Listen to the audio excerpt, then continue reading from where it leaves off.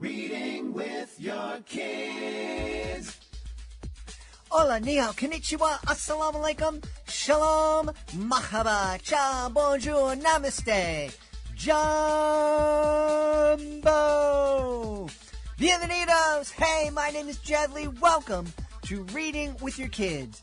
We're coming to you from the beautiful, wonderful, historical neighborhood of Reedville, located in the southwest corner of Boston, Massachusetts.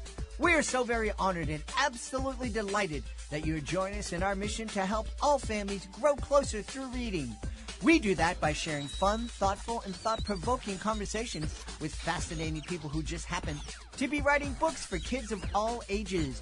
You can join us in our mission by telling all of your family and friends about the show and letting them know that they can hear us on the WREB AM/FM 24/7 radio network, and they can find us on the iHeartRadio app, on Spotify, Apple Podcasts, Good Pods, Podcast Addict, Amazon Music, CastBox, Player of FM, Audible. Wherever you find your favorite shows, you can find Reading with Your Kids.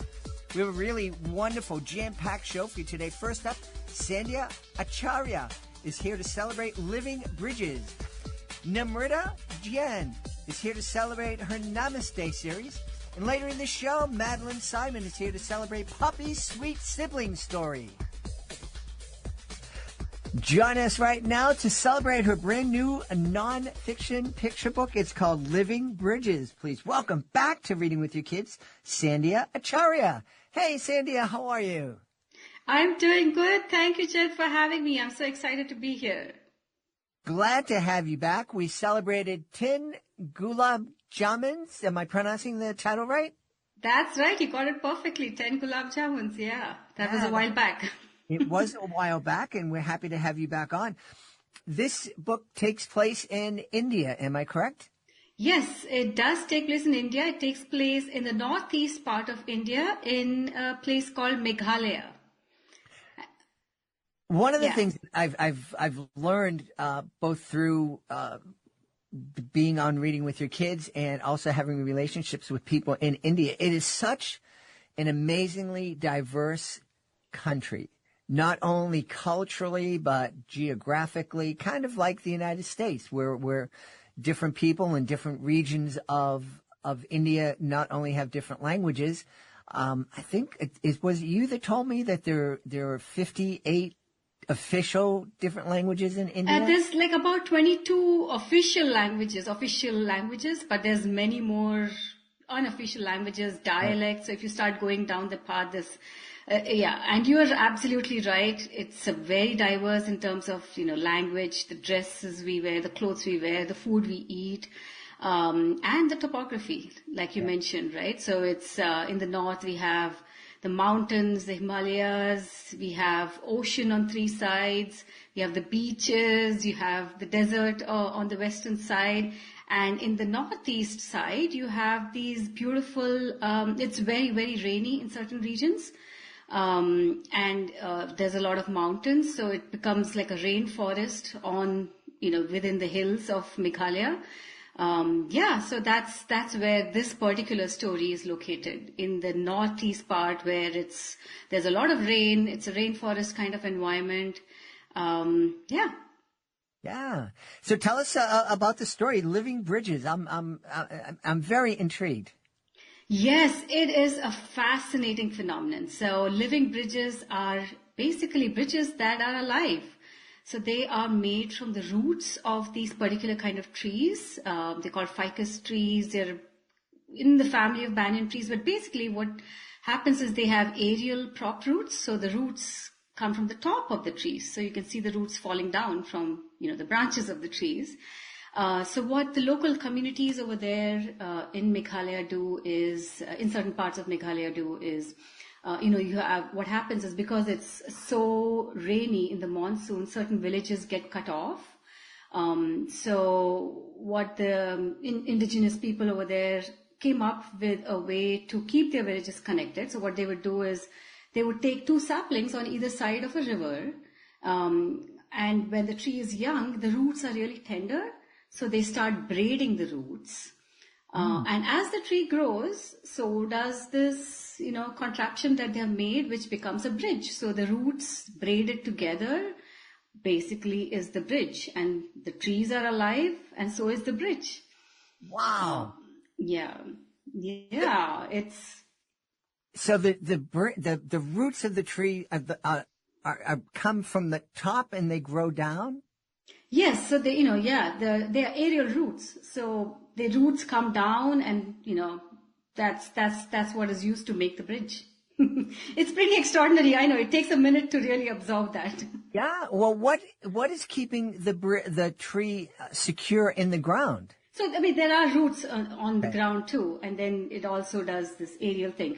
It's pretty extraordinary. So, when in the beginning they use some bamboo scaffolding, etc., to get the structure right, but over time, they'll remove the bamboo that holds it together, and it's just the roots, and the roots grow bigger and stronger, and they basically become the bridge. Wow, that really is fascinating. Tell me, is there, I'm guessing that we're going to meet some characters in Living Bridges? Yeah, so there's a young boy in the story. It's his village that we are going to see, and the young boy is going to learn to build these bridges, and it's being taught to him by his uncle, his maternal uncle, and he calls him Ni. That's the language Khasi that the people in this particular village in Meghalaya speak. So the boy is on a journey to learn about building these bridges, and he learns about the place these bridges play in his life, in his family's life, because these bridges are actually built over generations. So it may take 40 to 50 years to build a bridge like this. So one generation may start it and give it, and the next generation comes by and takes it over, and you have to keep maintaining it. It's not like built and done. So the community keeps maintaining it. So it's almost like a family heirloom that's alive. And it's literally in your backyard. You can walk on it. It's a part of the community. But the Ni is teaching the boy how to build the bridges, and over time he notices as he's building his place in the world, right? The understanding that we are all connected together. And he also sees that there are some people who are not taking care of the bridge. There's litter and some scars because people are stealing the sap. And he realizes maybe we can do more to protect these bridges and keep them alive, keep them as a part of our heritage. Wow, as we were speaking, I just Googled Living Bridges India. Yeah. And wow. I'm looking. This is really ingenious and incredible. Yes, indeed. So in the communities there, when they started this, of course, it's really hard to build a bridge as we normally think of a bridge, like cement and steel. It's really hard to bring big bulldozers and equipment in there because they're very hilly and it's very dense forests. So the people have been very ingenious in looking around and seeing what are the resources we have, what can we do with what we have. And, they know that these trees have this ability, the roots can be braided together and support each other. And that's what they did. Wow. Now, you said it takes generations to do this. So I'm guessing that people started doing this centuries ago? Yeah, absolutely. So these bridges have been for a very, very hundreds of years. So they've been there for a very long time. Boy, oh boy, oh boy. This would be absolutely fascinating. If my kids were still small enough to fit on my lap and we were sitting down and reading this book together, I could see us talking about this for weeks.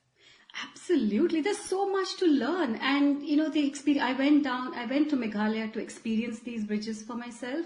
Mm-hmm. And it's an amazing feeling, just walking on these bridges with touching the roots, feeling the moss, the stone, the bark under your feet, hearing the river flowing, the birds chirping, and it's rainforest, so you're wet, completely wet while you're crossing the bridge. It's an amazing experience. You feel like you're transported out of this world.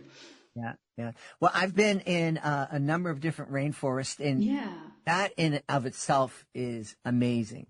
I remember the first time I visited rainforest. It was El Yunque in Puerto Rico, and walking through the forest and just seeing these flowers that we here in the States, we spend lots of money on, and here are these, they're just growing wild all over the place. And there's parrots and wildlife, and, throwing that a living bridge. Boy, I think I've just added a place on my bucket list to visit. Absolutely. This is a place, it's to experience, it's to see and experience for yourself. But you're right. There are so many places like this, all around us, right? That give us that moment of awe and that moment of wonder. And that's the sense of wonder that I want to remind kids of, and maybe it's also the adults who are reading the book with the kids, right? Like, kids are very attuned to nature, but sometimes we need reminders of knowing the wonders that surround us and understanding our place in, being connected to them and, helping each other. Yeah. Oh, you're absolutely right. And what a great, I'm just thinking of all the conversations we can have with our kids as we're reading Living Bridges with them. The example of communities and communities coming together to build something like this that is so helpful and so needed. The idea of protecting our planet, protecting the nature that we depend on for the air that we breathe, talking about exploring different parts of the world and different cultures. And it's just, I think your book is one of these books, we always hear parents say, oh, I have to read that book again. I think I would look forward to reading Living Bridges again and again and again, just because it can be the start of so many different conversations. Yeah, absolutely. And, the illustrations have been put together by Avani Dwivedi, and she's amazing. Like, they bring out, like, I can't draw, right? I can write, but I can't draw. But to be able to put these words into pictures, so to say, and there are some spreads that just took my breath away. There's a spread of this boy, and he's surrounded by hands, building the bridge, and these are hands that belong to him, his family, his ancestors, the future generations, and he's realizing at the same time that we are all connected, and that's such a beautiful and important message, like you said, to give to the kids. And that's another facet, that kids are going to find amazing just looking at those beautiful illustrations. Yeah. And you just mentioned something, this boy is on the bridge and he's learning how to help maintain this bridge or start to build a bridge, and knowing that my great, great, great grandfather also worked on this bridge. Yeah, exactly. That's how old these bridges could be. Yes. Yeah, that's wild. Tell me, Sandhya, what inspired you to write this book in particular about this special place? Oh, it's so interesting. So it was, I think, in 2021 that I read an article, and then I was so fascinated. And then right after that, I fell into this rabbit hole of research. It's like, I was obsessed with the topic, and I would read everything I could find about it, watch videos, borrow books from every library you could go to. But I realized recently that I was looking for something else, and then I came across, these journal entries that I would make. And sometime in 2016, in fact, I had written a journal entry about bridges, and just my fascination that I had for bridges and the gratitude I felt. I was just, I think, driving over a local bridge in my backyard, and I saw the sunset over the bridge. And I was like, oh my God, this is so beautiful, and I'm so grateful for this bridge. And then I came back and wrote this journal entry listing all the beautiful bridges I had seen. And then I had a bullet point for, like, an empty bullet point in the end, and that's it, and I had forgotten about it. And then I was amazed that, maybe in my subconscious, I was already writing it, right, for many years. It was just that I was looking for that special bridge, and then when this came to my, conscious awareness, I was like, oh my God, this is the missing piece kind of thing, right? So yeah, I think it was a story waiting to be written for a while, and I found the story. Or the Yeah. story found me, I don't know. Yeah. And traveling to see do we have an idea of how many living bridges there are? There are a lot. I don't know the exact numbers, but there are a lot of villages in Meghalaya that have these bridges, and there's some very important work being done. So when I went down to Meghalaya, I met the founder of Living Bridge Foundation, Morningstar Kongtha, and he's an expert on the ground, and he was able to show me these bridges, educate me about it, answer all these questions I had about it.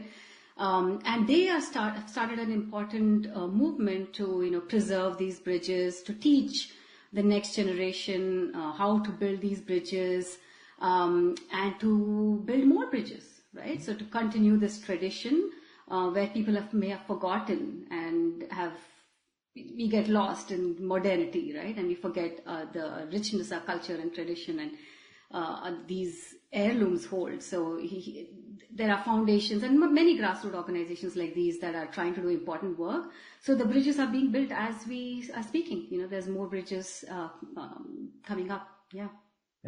And is this the only part of the world where we would find this?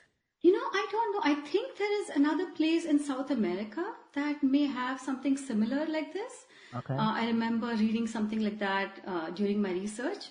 But yeah, this is pretty unique to this place from what I know. And it's also a product of the need for that from that place, right? So it's the way the topography is. It's in the hills, it's inside, and people are cut off during monsoon. So the need kind of creates this product that really helps the community over there. And the trees, right? The trees are very, very unique to this particular place. So it's hard to find this kind of a tree in other places. But I'm sure there are other, natural resources in our backyard that are being used very creatively. Like, particular kind of wood to build boats. I don't know too much about it, but there are properties that are important in that particular region and make sense in that particular region. So I'm sure if you look around, there are examples like these all around us. Yeah. And what a great way to inspire our kids to start that journey of looking around and being aware of different things in different ways that people are using nature to build community and help each other. Yeah, absolutely. It's a perfect combination of, natural resources, engineering, sustainability, community, all of these things coming together and important messages that we want to give our next generation. Yeah, that's super. I'm wondering, Sandhya, is there any other kind of unique things that you are researching right now for a next book? Oh my God, there's so many. But yeah, there's a lot of important work being done by, I call them eco-warriors, all across India and the world. So the wonders never cease. I'm just like looking and learning, but it's a bit too early to talk about things right now. But like you said, just looking around us and seeing, all the work that's being done, just in our own backyards, just like it's pretty amazing. Yeah. Well, that's one of the things that I love about looking at something like a living bridge. We hear all these, people like, oh, the world is going to end and this is a tragedy and this and, it's such trouble. And, there are different issues that we need to be aware of. But I like to give kids a message that, we've been pretty ingenious over the years. And if we're facing a problem, I have a feeling that we can use our ingenuity to find a solution. Absolutely. Such an important message, that sense of positivity and feeling empowered, right? So even in the story, the boy, in the end, he realizes what's happening, but he corrals the community around him, the visitors who are also there, and everybody kind of comes together, gives their thanks, give their thanks to the trees, the nature around us, and they realize their role in preserving and protecting these trees or these bridges. And that's what I want to do. I want kids to feel empowered. I want to remind everyone that there is that little bit that you can do, whatever it is. Like if you're going to a party, take a take-home box, bring your own box instead of using plastic, right? A simple thing like that can make such a big difference. Walk around with your own mess kit. Yes. Well, we should tell everybody where they can go to find out more about Living Bridges and find out more about you. Absolutely. So my website is sandhyaacharya.com. And if you just Google my name, hopefully that comes up. Living Bridges is everywhere books are sold. You can find it it's published by Simon & Schuster, Beach Lane Books. So you can find it on their website, as well as all our popular, websites where you can buy books. And yeah, do come and find me on my website. I am very open to speaking to people if they want to reach out and, ask me questions. And I also do author visits. So if there's any teachers, librarians out there, I do those as well. Yeah. And what a great book to go into your local public library, go to the children's section and ask if they have Living Bridges. And if they don't, then tell them about it and tell them how cool it would be to add to their shelves. And because I think this would be a really great resource to have in every library. Absolutely. Like you said, the word is cool. Oh my God, this is amazing. This is cool. You want to know about it. Yeah. I think every kid is going to be fascinated with this. We've had a great time speaking to the author of Living Bridges. It is a nonfiction picture book from our guest, Sandhya Acharya. Hey, my friend, thanks so much for being back on Reading with Your Kids. Thank you so much, Jed, and thank you for having me.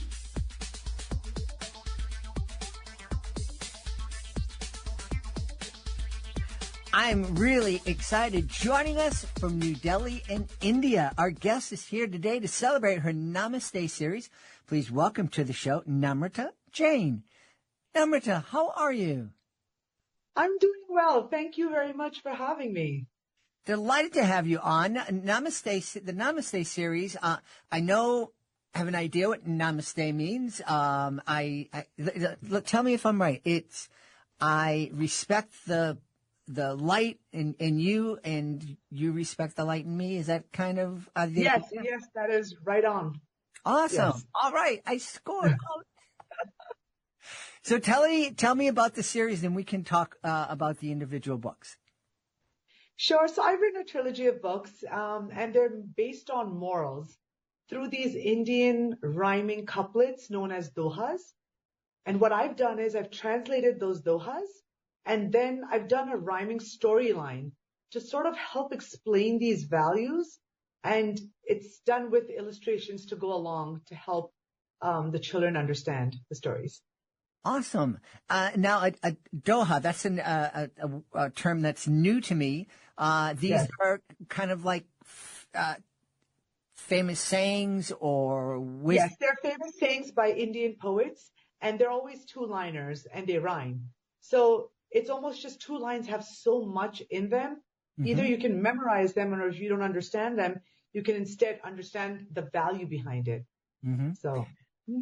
Now, one of the things India is a fascinating continent. I have a couple of neat connections with the land. I've had a VA working for me for a number of years who's in Mumbai. I sponsored a young man in seminary starting 25 years ago or so, and he's since become an ordained Catholic priest, and we're still in touch. And he was awarded the Jewel of India for his work in Andhra Pradesh. And then there was also a young girl that I sponsored from another province in India. So I have a little bit of knowledge, but it's a fascinating country. I think somebody told me there's 28 or 56 official languages, and then hundreds of other dialects. Yeah, I mean, the dialects, the numbers just keep going on. They're just numerous. And it's almost when you go from region to region, it's just like a weave that's flowing of different languages. And then suddenly within the same area, you've got these tons of different dialects happening. Like within a couple of miles away, the dialect could be different. Uh-huh. It's pretty crazy and interesting. Yeah. Now, are the dialects more distinct? So I am in Boston in the Northeast United States. If I travel 40 miles south to the city of Providence, the accent is completely different. And then if I go further south, the accent changes again in some expressions, but it's pretty easy to understand. In India, when you say you can go, just a couple of miles and the dialect changes, is it a completely different language or just a slight variation? Around the area, it's a slight variation. I mean, you can understand it, Mm-hmm. but as you go further out, like more north or more south, it'll just start changing, and you might not be able to even understand what the language is. Wow. Fascinating. Really, really fascinating. And New Delhi is the capital, so you're right where everything is happening. Yes, where all the action happens. Yeah. So can you, the Dohas, are they all in Hindi or are they from the different languages? Yes, they are mostly all in Hindi, and then they are translated, which is what I have done. Mm-hmm. So, and again, they have to be rhyming, which is the important part. So in my books, it's 3 different very famous poets, Tulsidas, Rahim, and Kabir Das. So I've taken in each book one poet and their different dohas, some of the most popular ones that we would like to teach our children or would like people to understand and get the essence out of. Now I'm imagining that translating these dohas must have been a tremendous challenge because not only do you need to get the words right and you need to nail the intent, but you also have to make it rhyme. Right. So I think what the hard part about translating is that trying to simplify it for children, for them to understand, sometimes it's hard to simplify. Mm-hmm. So that would be one part of it. And then when we do the storyline, I think that's a little easier if you get the rhyming in. And I've always loved poetry from the beginning. So I think that sort of helped me along the way to express myself. And so for me, the storyline is following that rhyming concept, but in simpler words. Yeah. Fascinating. So which book is the first in the series? So Kabir Das is the first book that I wrote. Mm-hmm. And Can you tell me a little bit about that poet? So Kabir Das actually has a very interesting backstory. He was born to a Hindu family and then adopted by a Muslim family. And he was found on the river. And he was floating in a basket. And his parents had, I guess, left him in a basket near the riverside, hoping someone would find him because I don't think they had enough money to bring him up. So this is the story that goes. And this couple who was working on the side saw a basket moving, picked up the basket, opened the basket, and, voila, there's a baby in there. And they look around to see, like, whose child is this? Whose baby is this? And there's no one to claim the baby. And so they decided that maybe this is God's way of saying that, since they don't have children, they adopt him. So it's a very interesting story. And like I go to a lot of the schools, I get invited to talk about the books and the poets because it sort of sometimes comes up in the Indian book curriculum in school. And I tell them and I ask the children to guess, how old do you think he lived till? And surprisingly, we almost have this number game that goes on. And he actually lived till he was 120 years. And the most exciting part is that he was illiterate. So I asked the children to tell me a word. Like sometimes we do a vocabulary play or I try to explain to them how they should be full of gratitude for the school and families that they have where they already know how to read and write.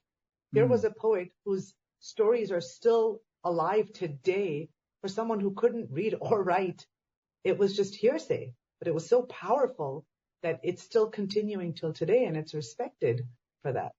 Ah, wow. And when did he live? When are we talking about? 15th century.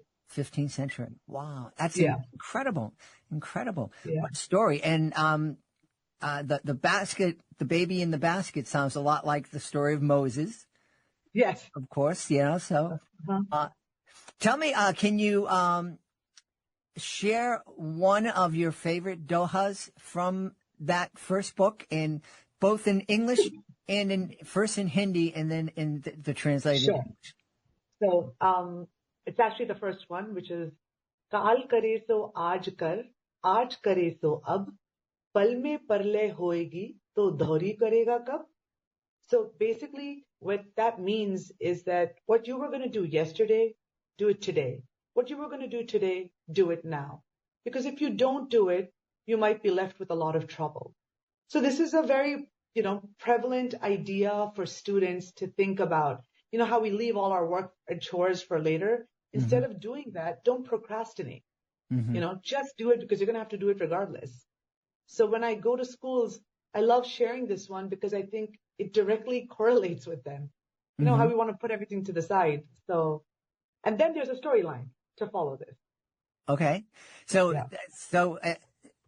in the storyline, we meet a couple of characters, and Yes. they Yes. play out this.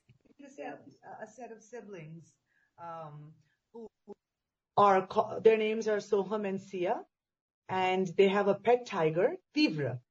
So these three characters are running throughout, the different stories with their different experiences and adventures, and they learn the different values and the importance of these values through the stories that I've created. So Wonderful. Yeah.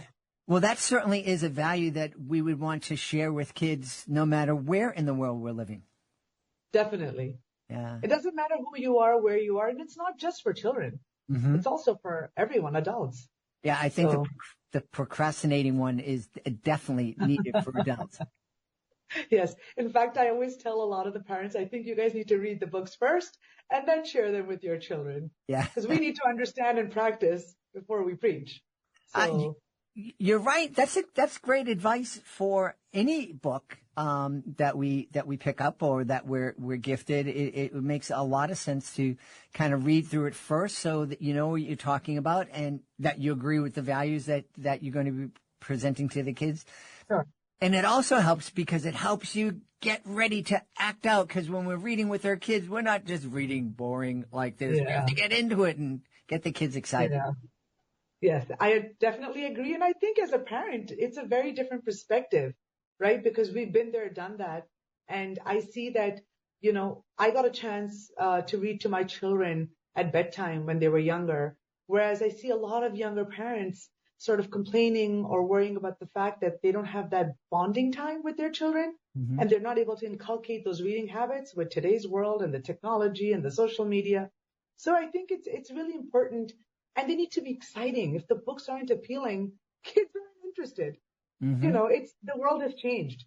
It's almost like you have to go back and tell them that, old school is kind of cool. Yeah. Right? Yeah. So it's one of those things. Yeah. Tell me, is there, I had a very interesting conversation with, at the International Children's Book Festival a couple of years ago. I met a large contingent of publishers and authors from throughout the continent of Africa. And they all told me that while there's a great history of storytelling in the different nations of Africa, there wasn't a tradition of reading aloud in most families. And that's one of the things that they were all committed to help build. Is that something? Is there a tradition of reading aloud to our kids in India? There was more than there is now. Wow. But I think I think it also comes from the fact, like, I might be a little biased because my main profession is teaching the Indian classical dance form called Kathak, which is storytelling. So I feel everything is storytelling in some way or the other. And it's how you tell the story, which depicts or decides if it is interesting. So, I mean, they've had this culture of reading out loud through the years when my kids were young, but it's grown over time, I think, in that sense. Yeah. So. Tell me, before we start talking about book 2, what inspired you to take these, to create these books? So I've always felt that books are sort of like a door to imagination, and they give us a chance to dream, to create, to sort of present our own thoughts, and we have the freedom to do it the way we want to. Mm-hmm. So there's freedom there. Yeah. And in all honesty, I actually got into writing these books because of my children, with a very interesting backstory. They were tired of me giving them advice and talking about these values and morals over and over. And, we were home in COVID. And they were like, Mom, why don't you share this with other people and other children? Sort of saying, get off our back, So that's what sort of sparked that want to, pen my thoughts on paper, perhaps, and see what I could do and maybe share it with others. So, yeah. No, I love that. That's great. That's a great reason. Mom, we've heard this already. Share it with the rest of the world. Yes. So tell me about book 2 and the poet that inspired book 2. So book 2 was Rahim. And Rahim is another poet who also lived for a very long time. And he was popular because I tried to choose. There's so many famous poets, but there are some poets who sort of stand out. And I felt that he was one of those who had some of those dohas where you talk about sometimes sharing your things or just being a nice person. And so there are different aspects I wanted to cover within the 3 poets, like 9 different aspects. Some can be sort of similar because some poets will sort of have the same values that they're talking about. So I wanted to keep it distinct. Mm-hmm. And so I felt that, this will help students or children identify 9 different ones. Mm-hmm. So, yeah. So, yeah. And is there a favorite doha from that poet?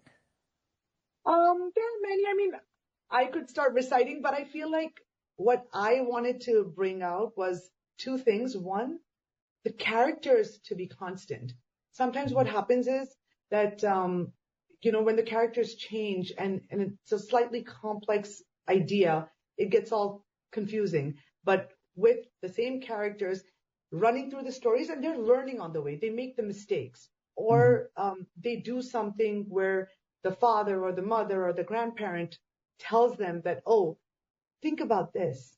And then at the end of the story, they sort of realize. And sometimes I feel like when we are fixed or ideated on a certain idea and then we have an experience that happens and it changes us, then you have the chance to actually change your own idea. Mm. So that was something that I felt was interesting. Yeah. Yeah. So tell me, what's the reaction to the book's been so far?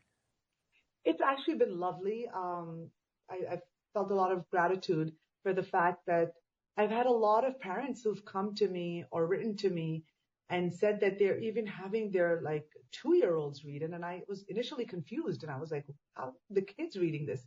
And they said that when we go through the storybook with the illustration, even though the child can't read, they know what's next because they've sort of memorized it through the illustration. Mm-hmm. So, and I, when I go to schools, the sense of gratitude I feel from the parents or the teachers who are there because they're like, you know what, we need people who want to inculcate this idea of reading to children in a sort of cool way. I grew up in the US. And so when I'm talking to them, the accent changes, but it's still Indian or whatever the value is. And so they're thinking, oh, she's not from here, but how come she's reading this? So it's not about where you live. It's about the concept. Mm-hmm. And so, and I have a lot of people getting a hold of these books in the US, in Dubai, in Europe, in India. So it's very exciting to see that the idea is sort of selling, the whole thought of, bringing values. And at the end of the day, you're doing your own set of philanthropy in a way because you're giving back in a small way, but in an exciting way. Yeah. Yeah. Yeah. I think one of the things, especially you mentioned that families are really stressed for time right now, and we have all these devices and all this technology. Many years ago, I was taking a media literacy course, And at that time, it was estimated that kids are exposed to 3,000 media messages a day, whether it's billboards, movies, something a commercial they hear on the TV or radio. Now, that was in the very early ages of the internet and before smartphones. I'm imagining now the kids are exposed to maybe 30,000 media messages a day. Just crazy amount. I think now more than ever, we as parents need to remember that it's our job to teach and instill values in our kids, the values that we hold precious. It's not up to the media. It's not up to our politicians. It's not even up to schools. We're the primary ones that are responsible for, molding our kids and shaping their values. And I think a series like this is very important. I definitely and fully agree with you. It's us who need to do it. Yeah. So, yeah. Yes. So let's just touch on the last poet that you covered in book 3. So the last poet is Tulsidas. He was very well known for writing the Ramayana, also in the Indian diaspora of different storylines that have happened. So Ramayana is a very important epic that happened, and he also has he did a lot of literature. He wrote a lot of literature. He was one of the educated poets, and I chose him because I found again many dohas that were very interesting and a little distinct from the other two. Mm-hmm. So, like one of his dohas talks about how you should talk, how sweet your words can be. And sometimes it's so simple, but sometimes it's so profound at the same time, where how you say something can make the difference. Mm-hmm. It could be the same message, but how it's been presented really makes a difference. And how nicely you say it might be absorbed as fast by the person, you're sharing it with. Yeah. So, boy, that's true. How much different is it when someone says, "Well, thank you very much," as opposed to, "Well, thank you very much." yeah. So, yes.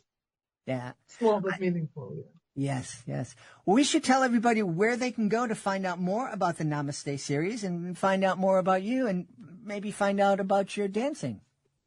Sure. So we have a website called littleustads.com, where the books are available. They're also available in India. And I'm also on Instagram. So I have a separate page for that, for my books and my personal life as well, on sort of together, along with a website that I have for my dancing at namratajain.com. Awesome. So different things, yeah. Yeah. We've had a really fascinating time speaking to the author of the Namaste series. Our guest has been Namrata Jain. My friend, thanks so much for being on Reading with Your Kids.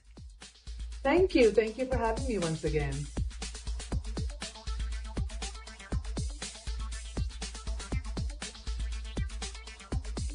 Join us right now from the heart of New York City, right across the street from Central Park.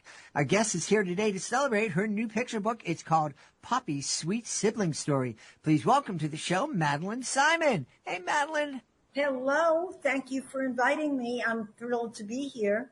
We're delighted to have you here. Tell me about Poppy and Poppy's Sweet Sibling Story.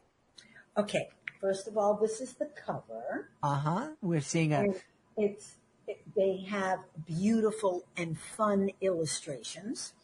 And Sweet Sibling Story happened, it got inspired because I was visiting a friend whose little granddaughter was playing piano like Bach. And the younger granddaughter, I turned to her, I said, "Do you play?" She said, "No, I wouldn't be as good as my sister." And that triggered a question. Well, have you ever tried? No, I wouldn't try. And that I realized that when we think we're not going to be good at things, we don't even try, which really denies so many people of such an enormous amount of learning and passions. If you don't try, you don't know whether you're going to like it or not, whether you're going to simply need practice or whether it's going to be your next joy. And I think that's true of a lot of people. They don't try and they don't get it. Yeah. You know, it's interesting. I got together with a couple of old friends. We graduated high school together many decades ago. Scary to think about. And one of my buddies, we all played soccer together. We were on the soccer team, and one of my buddies is now an avid golfer, and the other is somebody who golfs, but he chooses not. He said, "I'm not good enough, so I would never golf with you. I'd never, I'm just not." What a shame. I agree, and one of the things we talked about was who cares? Exactly. Just go out there and have fun. Exactly. I have heard from so many people that they say, I couldn't draw. I don't draw. Now, drawing is the simplest thing. Like, so what if it doesn't look exactly the way the figure or the tree looks? It doesn't matter because you're making it your own. When people deny themselves an opportunity, it becomes a little sad. They're denying themselves joy or pleasure or passion. Yeah, yeah. So, how do we learn this lesson in Sweet Sibling Story? Who are the siblings that we're going to meet? So the brother begins the story by singing like a rock star. He's a toucan, and he's singing out loud, and everyone is laughing and smiling in the Mungo Bungo jungle. The Mungo Bungo jungle. That is cool. And they're all a community. They're wonderful friends, and they support each other. So what they discover is that they can have the support of each other, which gives them a wonderful sense of confidence all by itself. So Poppy, who is the most wise of the toucans and has a wonderful common sense, says, hey, I'm not a wonderful singer, but I can sing with you and we'll have a lot of fun. So all the animals, and there are a lot of animals. There are elephants and there are lions and jaguars and butterflies and bees and toucans and frogs. And so they all laugh. Why not? She says, the little sister says, I'm scared they're going to laugh at me. And Poppy says, with a flip of her wing, she says, who cares? I don't care whether they laugh. And everybody starts to really laugh out loud. There was a toucan that was on an elephant. The elephant was laughing so giggling so hard that the toucan fell off the elephant down to the ground, which made everyone hysterical. So it turns out that they reminded each other that they used to be the Canots.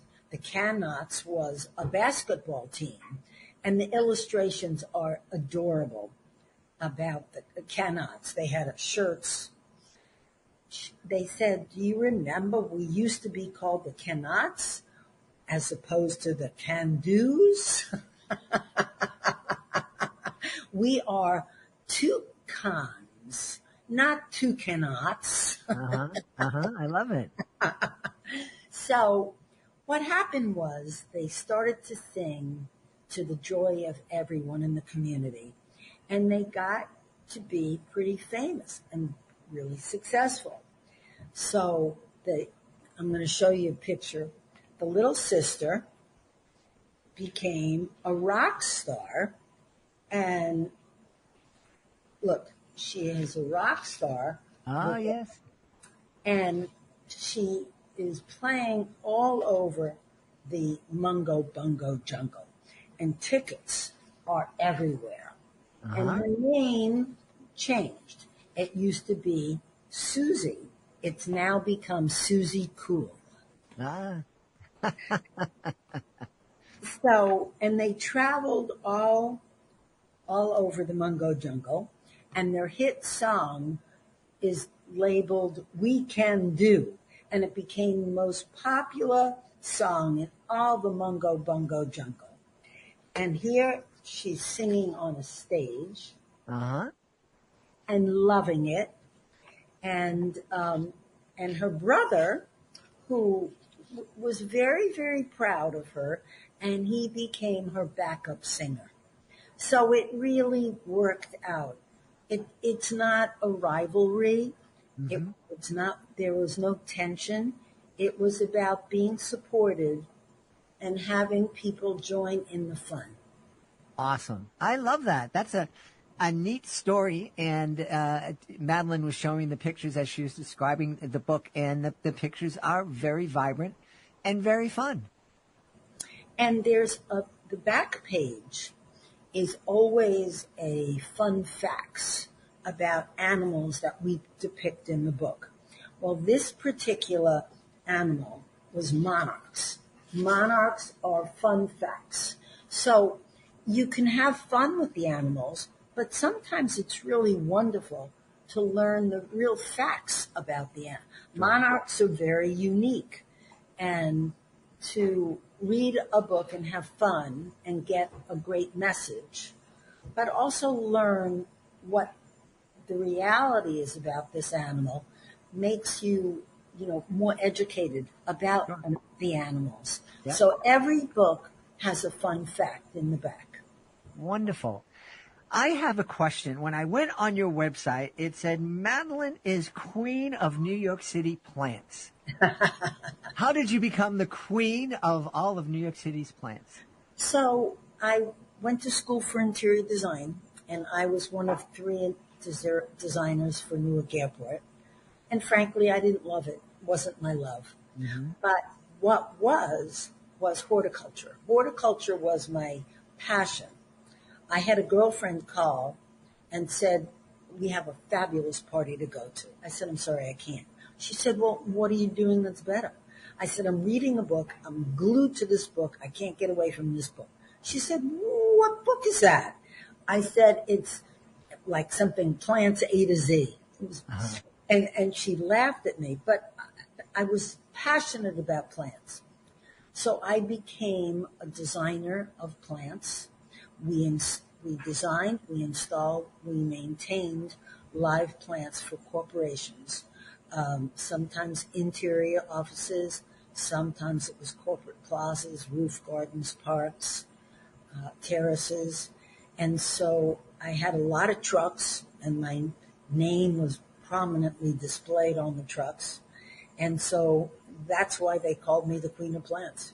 Wow. It's interesting. You were the second guest that we've had on that designed plants and for corporate buildings. Which other person? I should know this person. The other person, I'm not able to pull her name. Okay.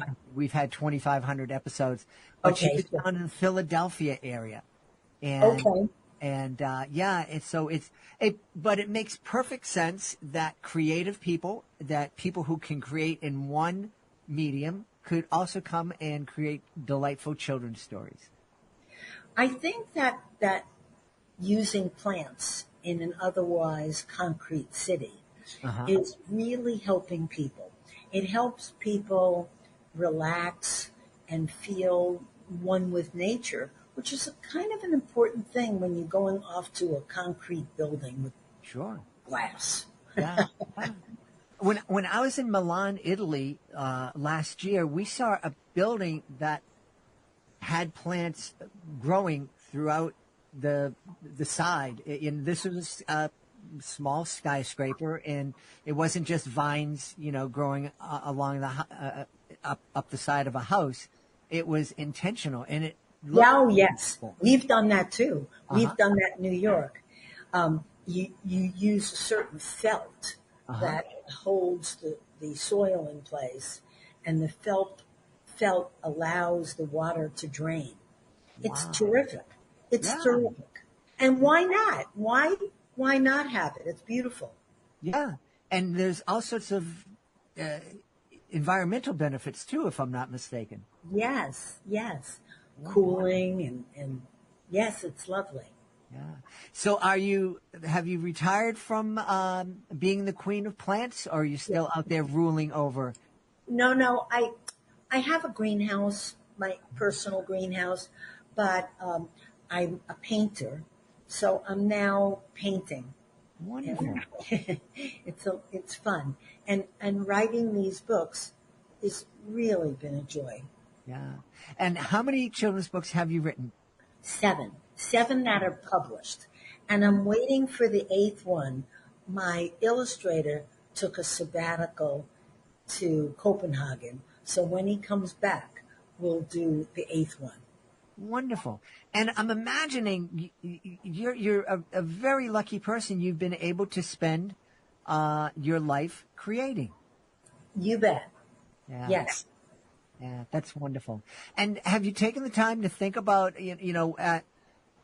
as someone who's designing and taking care of plants and turning blah concrete into a beautiful kind of naturescape, have you been able to sit back and think about the ways that your stories are affecting and bringing joy to families? Absolutely. That's my motivation for writing them.